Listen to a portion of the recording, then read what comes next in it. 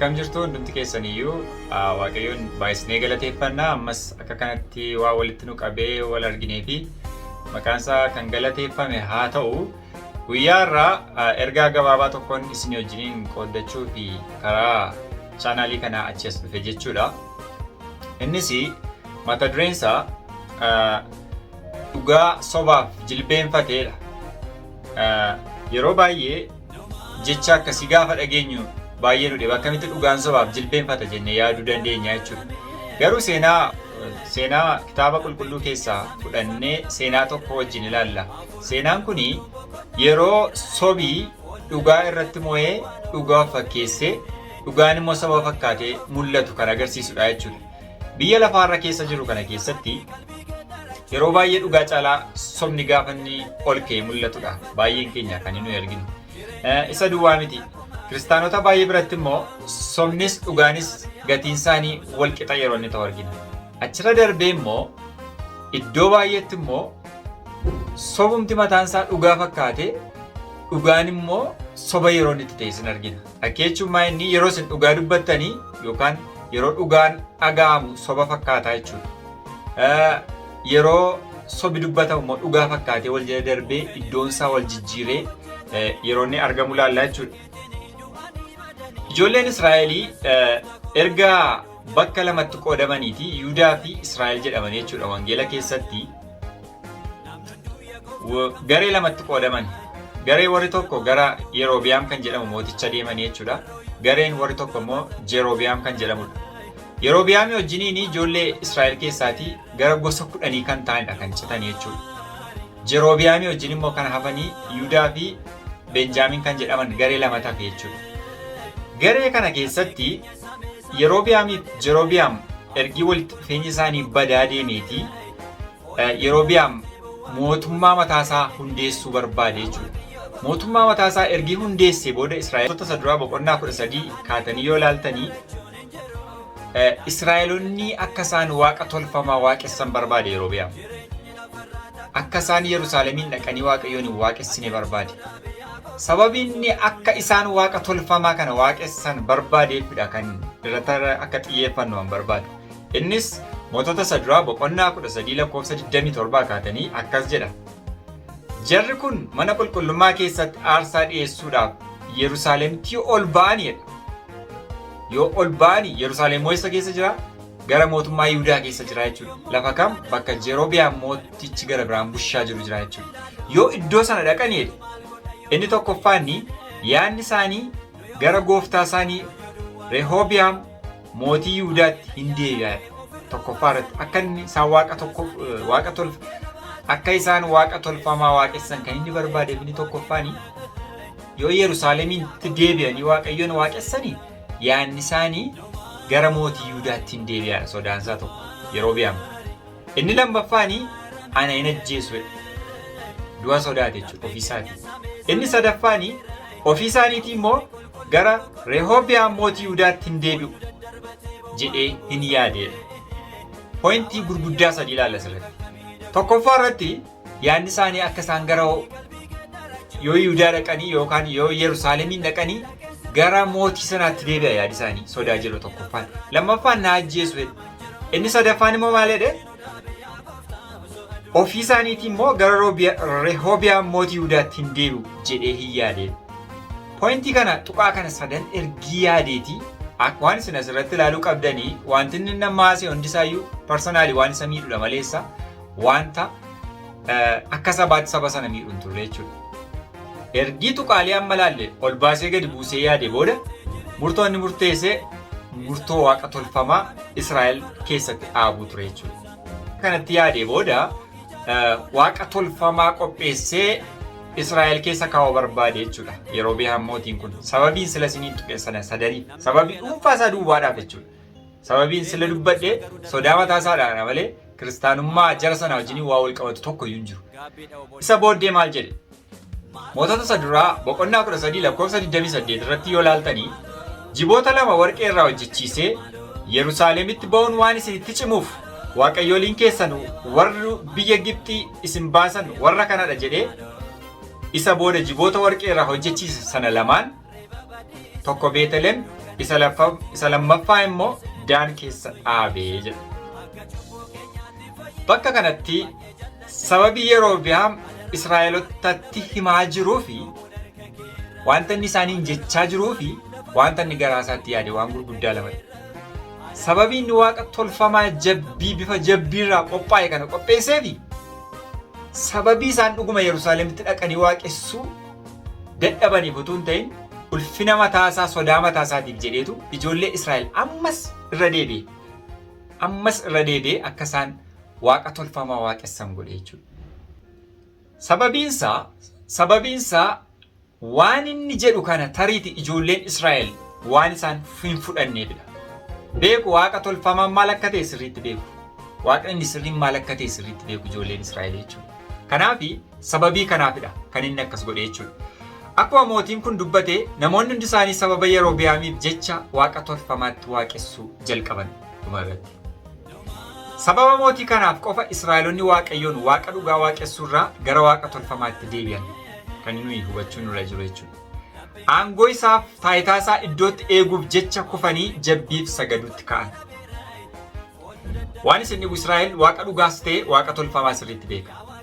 Waaqi dhugaan inni biyya Gibxiidhaa isaan baase waaqa dhugaa ta'uusaa beeka.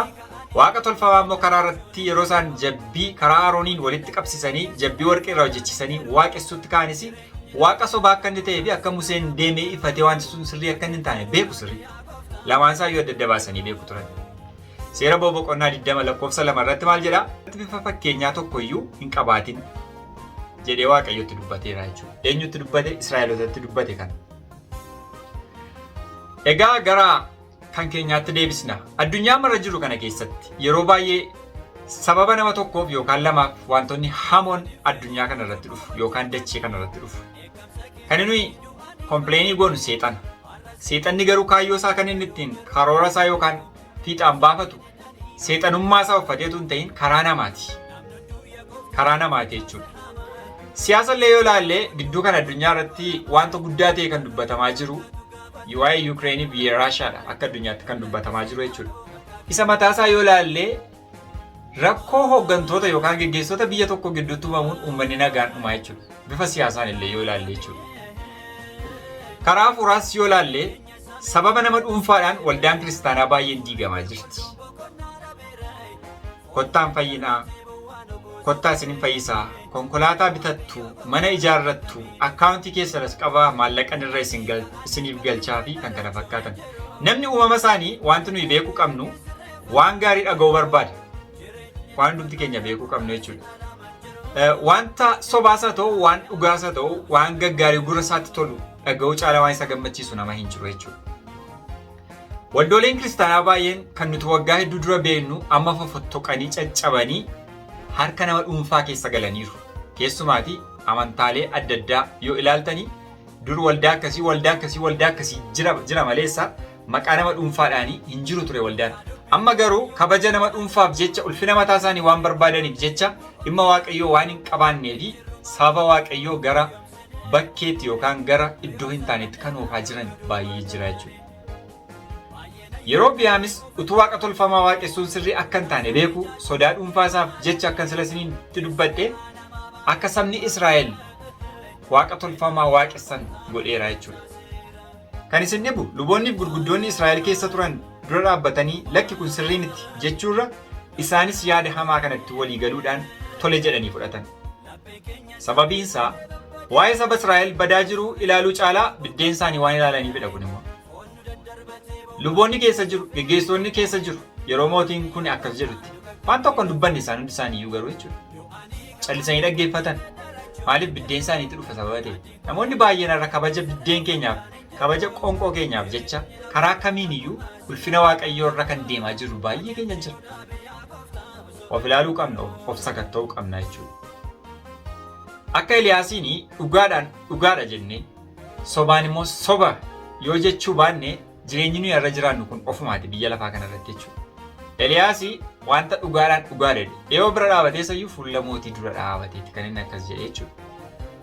Kana qofaa miti lubbuun iyyuu baduu waan jiruu fi waan soba kana fudhatanii akka waan inni dhugaa ta'etti ofis gowwomsanii saba sana gowwomsan namoonni sun lubbuun iyyuu baduu waan jiruuf jechuudha. Kanaafi har'oo meeqan keenyatu dhugaadha jedha. Meeqan keenyatu geggeessaa waldaa kiristaanaa taanee sobni dhugaa nutti fakkaate karaa dhugaatti wallaallee jirra. Eenyudha namni akka Eliyaas fuula mootii dura dhaabbate siifortee keetu biyya kana balleesse jedhee Ahaabitti dubbachuu danda'u? Eenyudha kan dhugaadha jedhee akka Eliyaasiin mootii sana dura dhaabbatee waan sirrii ta'e dubbachuu danda'u? Utuu dhiigni dhangala'u, utuu namni akka qoraanii ibiddaan gubatu, hundinuu sirrii miti jedhee kadhachuurra Waaqayyo ammayyuu gara fuulduraatti si adeemsaa, si sooromsaa, sirraa cabsaa, kana booda nagaadhaa kan jedhu qofaa lallabbii jiru malee qalbii jijjiirradhaa jedhee akka Yohaannis cuuphaa kan lallabaa jirus addunyaa kanarra hin jiru. Namni akka qoraaniitti tunni gubataa jiru biyya keenya keessatti. Sabni tun dhiigni isaa dhangala'aa jiru wantoota kun sirrii miti kan jedhu raajiin tokko hin jiru. Maaliif biddeen isaaniitti dhufa akkan sila isiniin jedhu. Yoo wanti sirriin taane sirrii miti jedhanii biddeen isaaniitti dhufa hojii isaanii dhabu akka hojiitti ilaalu sababa ta'eef. Kanaaf waan dhugaa ta'eef dhugaadha jennee waan soba ta'eef soba jechuu baannaan ammayyuu hundumti keenyayyuu sobaa jirra jechuudha. Waaqayyoof jiraataa jiru hin jiru. Maaliif jiraataa jira? Sodaa dhuunfaa isaatiif jiraata. Kanaaf har'a Waaqayyo si eegaa jira. Waaqayyo nu eegaa jira. Waaqayyo firdii isaa kennuun dura ilaalchaaf tarkaanfii nuyi fudhannu ilaalaa jira. Cubbuu irratti ilaalchi keenya maal fakkaata? Waan sirriin taane irratti ilaalchi keenya maal fakkaata? Nu eegaa jira Waaqayyo. Isin eegaa jira jechuudha. Waaqayyo yeroo Yerobi'aamiin callisee hin ilaalle mootota isa duraama kana boqonnaa 13 kaastanii yoo ilaaltanii raajiitti erge. Dhaggeeffatee dadhabee gaafa isaan keessa ba'anii raajiitti erge. Waan isin dhibu erga Israa'el keessaa hundinuu wanta ta'aa jiru kana dhugaadha, sirriidha jedhanii ani immoo raajii koo itti ergeen dhugaa jiru baasa jedhee malee callisee hin ta'e. Isa booddee raajii dargaggeessa tokko itti ergee jechuudha yoo dubbistan. Raajii sunis wanta inni gochaa jiru sirrii akka hin taane gaafa itti himu seenaa kana yoo dubbifattan mootiin sun inaareedha. Yeroo baay'ee seenaa Eliyaasiin ammas irra deebi'ee isinitti kaasuu fi mootii sanaanii deemii hin loltaa lola kana hin loltaa immootaa gaafattiin jedhanii raajonni hundumtu gara 400 oliitu irratti walii galan.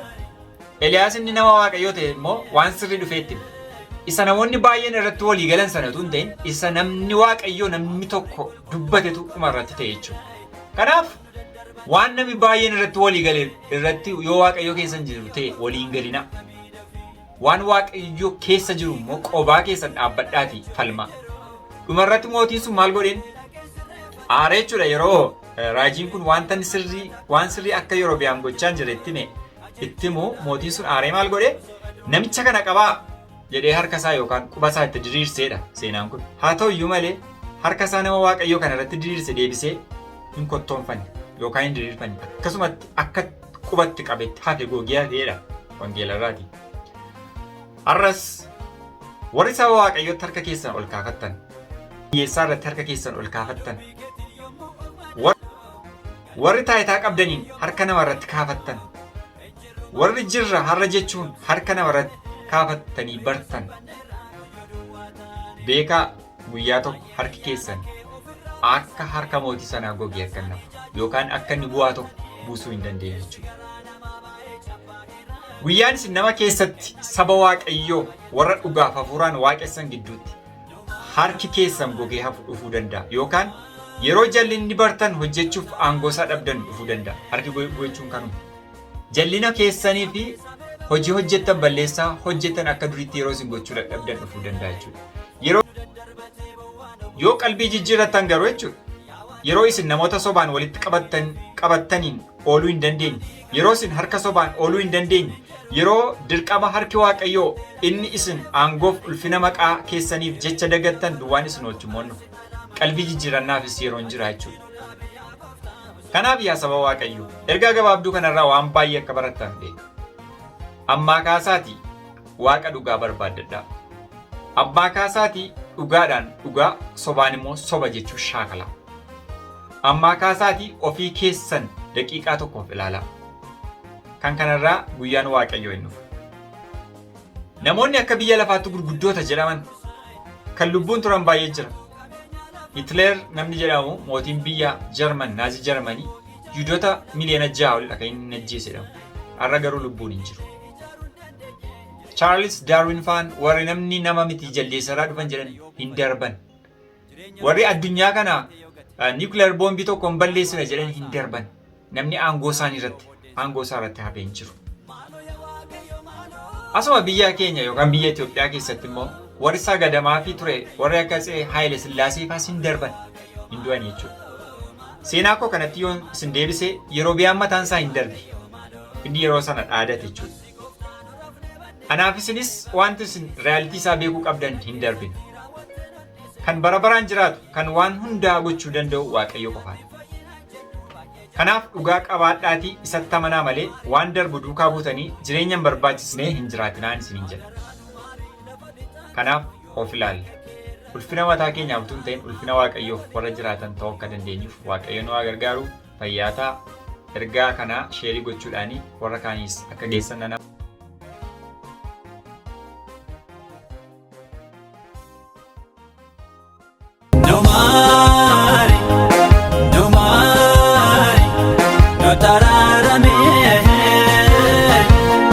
Pequeña same babbadeeray afurri qulqulluun boqonnaa dhabeeray foonnu daddarbate bowwaan oboosofee yaa Waaqayyo gooftaan dugaggamii dafee du'anii ka'anii qalbii kee darachuun hin jiru daandiin koo jallattee dhaqee sirreeffadhaan hin jiru jireenyi lafarraa takkuma si alamaan jiru qajeelchi nu dhaabe yaa gooftaa osoo aduun jiru.